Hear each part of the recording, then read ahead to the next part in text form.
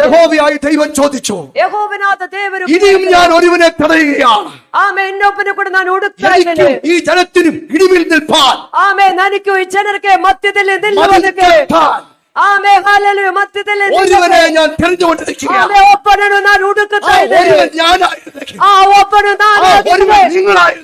ಒಬ್ಬನು ನೀವಾಗಿದ್ದೇನೆ.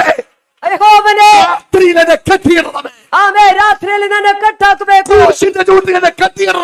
ಸಿಲುಬೆಯ ಕೆಳಗೆ ನನ್ನ അനുവദിക്കല്ലേ.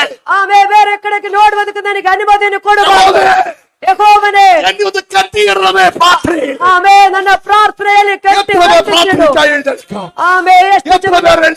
ಎಷ್ಟು ಜನರೇ ತೋಳುತ್ತೀರಾ? ആമേൻ. 9-ാം അധ്യായം വന്നപ്പോൾ ദൈവം എസെക്കേലിനോട് പറഞ്ഞു.